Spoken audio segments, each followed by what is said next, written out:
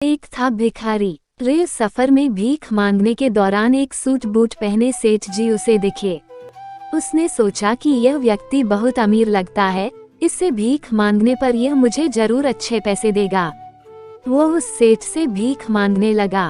तारांकिन, भिखारी को देखकर उस सेठ ने कहा, तुम हमेशा मांगते ही हो, क्या कभी किसी को कुछ देते भी हो? भिखारी बोला, साहब मैं तो भिखारी हूँ, हमेशा लोगों से मांगता ही रहता हूँ, मेरी इतनी औकात कहाँ कि किसी को कुछ दे सकूं। तारांकिन, सेठ, जब किसी को कुछ दे नहीं सकते तो तुम्हें मांगने का भी कोई हक नहीं है। मैं एक व्यापारी हूँ और लेन देन में ही विश्वास करता हूँ, अगर तुम्हारे पास मुझे कुछ देने को हो तभी मैं तुम्हें बदले में कुछ दे सकता हूँ। तभी वह स्टेशन आ गया जहाँ पर उस सेठ को उतरना था। वह ट्रेन से उतरा और चला गया। तारांकिन, इधर भिखारी सेठ की कही गई बात के बारे में सोचने लगा।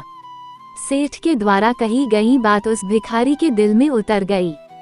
वह सोचने लगा कि शायद मुझे भीख में अधिक पैसा इसलिए नहीं मिलता क्योंकि मैं उसके बदले में किसी को कुछ दे नहीं पाता हूँ। लेकिन मैं तो भिखारी हूँ, किसी को कुछ देने लायक भी नहीं हूँ। लेकिन कब तक मैं लोगों को बिना कुछ दिए केवल मांगता ही रहूंगा? बहुत सोचने के बाद भिखारी ने निर्णय किया कि जो भी व्यक्ति उसे भीख देगा तो उसके बदले में वह भी उस व्यक्ति को कुछ जरूर देगा। लेकिन अब उसके दिमाग में यह प्रश्न चल रहा था कि वह खुद भिखारी है तो भीख के बदले में वह दूसरों को क्या दे सकता है।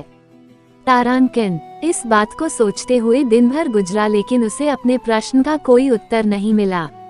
दूसरे दिन जब वह स्टेशन के पास बैठा हुआ था तभी उसकी नज़र कुछ फूलों पर पड़ी जो स्टेशन के आसपास के पौधों पर खिल रहे थे। उसने सोचा, क्यों ना मैं लोगों को भीख के बदले कुछ फूल दे दिया करूं। उसको अपना यह विचार अच्छा लगा और उसने वहां से कुछ फूल तोड़ लिए। तारांकिन, वह ट्रेन में भीख मांगने पहुंचा। जब भी कोई उसे भीख देता तो उसके बदले में वह भीख देने वाले को कुछ फूल दे देता। उन फूलों को लोग खुश होकर अपने पास रख लेते थे।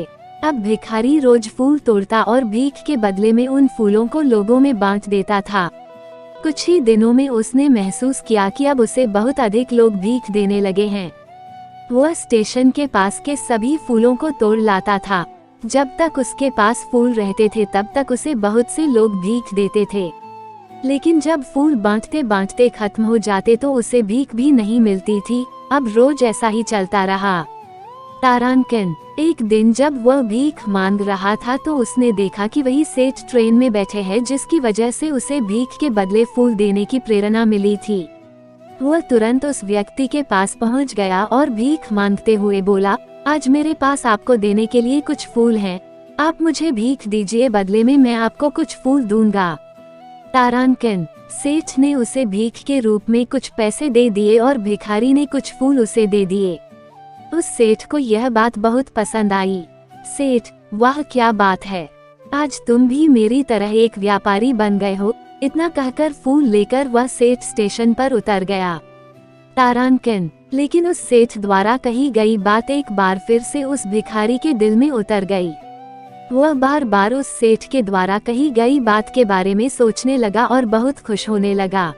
उसकी आंखें अब चमकने लगी। उसे लगने लगा कि अब उसके हाथ सफलता की वह चाबी लग गई है जिसके द्वारा वह अपने जीवन को बदल सकता है।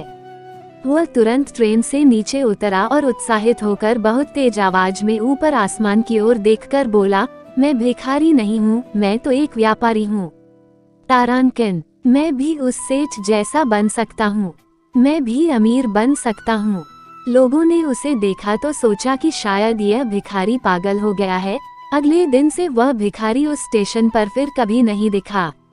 तारांकिन, एक वर्ष बाद इसी स्टेशन पर दो व्यक्ति सूट बूट पहने हुए यात्रा कर रहे थे। दोनों ने एक दूसरे को देखा तो उनमें से एक ने दूसरे को हाथ जोड़कर प्रणाम किया और कहा, क्या आपने मुझे पहचाना?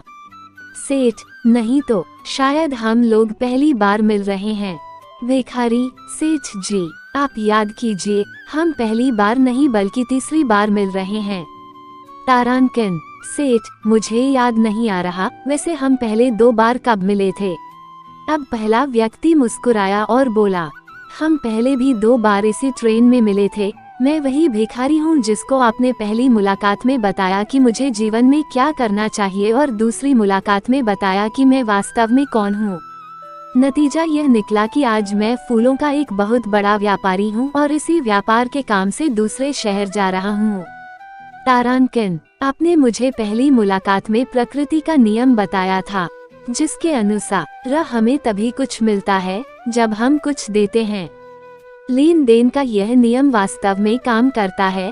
मैंने यह बहुत अच्छी तरह महसूस किया है, लेकिन मैं खुद को हमेशा भिखारी ही समझता रहा।